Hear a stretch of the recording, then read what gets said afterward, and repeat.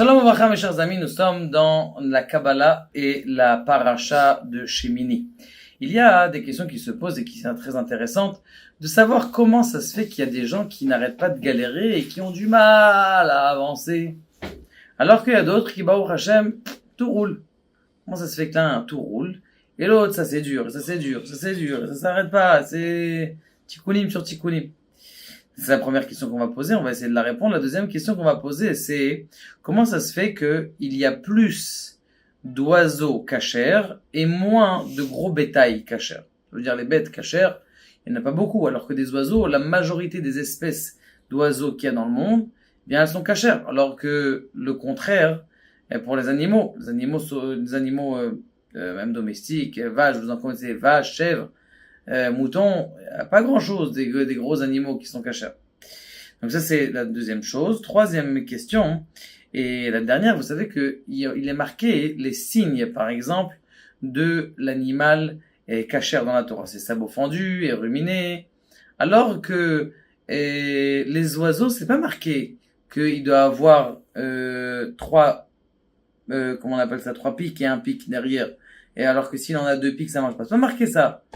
Comment ça se fait que l'oiseau, c'est pas marqué le signe de cacheroute, alors que l'animal, c'est marqué, oui, les signes de cacheroute. Pour essayer de répondre à toutes nos questions, eh bien, il faut connaître un yesod en Kabbalah. Un yesod en Kabbalah, c'est comment est-ce que la construction de chaque chose dans le monde. C'est ce qu'on appelle Chamisha Chassadim, Chamisha Gevurot.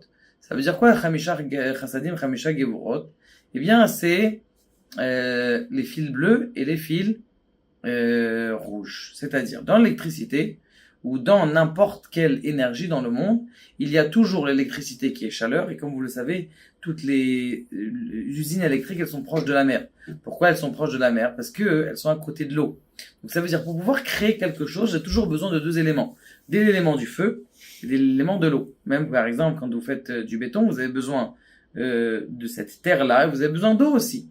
Donc c'est ce qu'on appelle Chamisha, 5 sortes de feu et 5 sortes d'eau.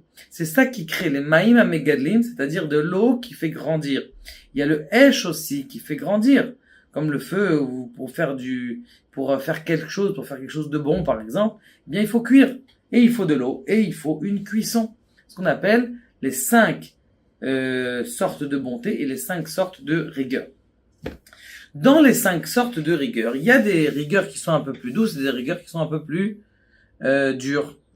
Maintenant, comme ça, il y a 3 sortes de rigueur, eh bien, qui sont douces. Et 2 sortes de rigueur qui sont plus dures que les autres, elles n'ont pas été encore arrangées. Eh bien, ce qui se passe, c'est exactement ça, ce que nous avons dans les animaux.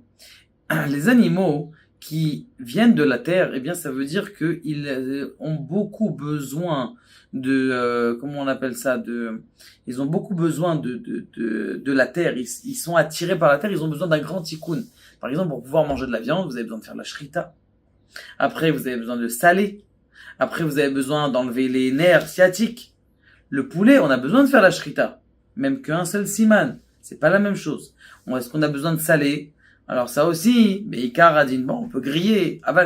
Il y a moins besoin d'un tikkun, il y a moins besoin d'une réparation et les poissons. Est-ce qu'on a besoin de faire la shrita du poisson? On n'a pas besoin.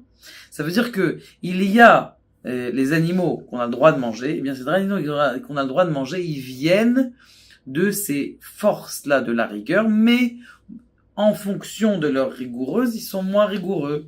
La même chose, par exemple, les sauterelles. À l'époque, au Maroc, ils disaient, ou en Tunisie, ils disaient qu'ils mangeaient des sauterelles cachères. Est-ce qu'on a besoin de faire la shrita d'une sauterelle? Est-ce qu'on a besoin de faire l'abattage spirituel d'une sauterelle? On n'a pas besoin de faire l'abattage spirituel d'une sauterelle. Donc, ce qui se passe, c'est que plus tu es bas et rattaché au bas, plus tu as besoin d'une réparation de difficulté. Par exemple, un bœuf, il a besoin de beaucoup de préparation pour pouvoir être mangé, même quand tu veux le manger. D'accord? C'est beaucoup plus rapide de griller on appelle ça une aile de poulet que une entrecôte. Ça a besoin de beaucoup de préparation. Pourquoi? Parce que justement c'est rattaché et ça vient des grandes rigueurs. Maintenant de là on apprend quelque chose comme ça. On s'est posé la question, comment ça se fait qu'il y a des gens qui ont du mal dans leur vie? Eh bien la réponse, ça dépend d'où il vient.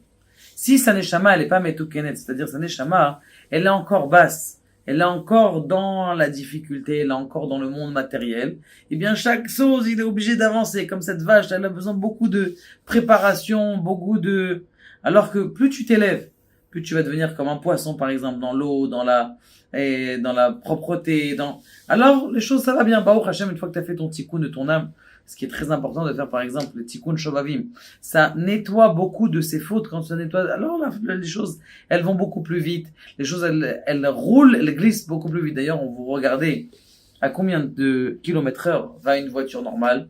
Maximum 180, 280, si c'est une Formule 1. Mais un avion, le plus petit des avions, comme il est élevé, tu t'es élevé, à combien ça va?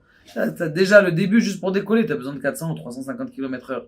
Et pourquoi il va si vite? Eh bien, tout simplement parce qu'il est élevé. Plus tu vas t'élever, plus les choses, elles vont aller. Plus tu vas rester bas, plus tu vas avoir des problèmes. Ah, avec le shalom bayit, ah, avec les enfants, ah, avec ça. Pourquoi? Parce que justement, t'es encore terre à terre. Plus tu vas t'élever, eh bien, plus, Bezrat Hashem, tu vas voir que toutes les choses, elles vont couler facilement. Baruch Adonai, la Olam Amen.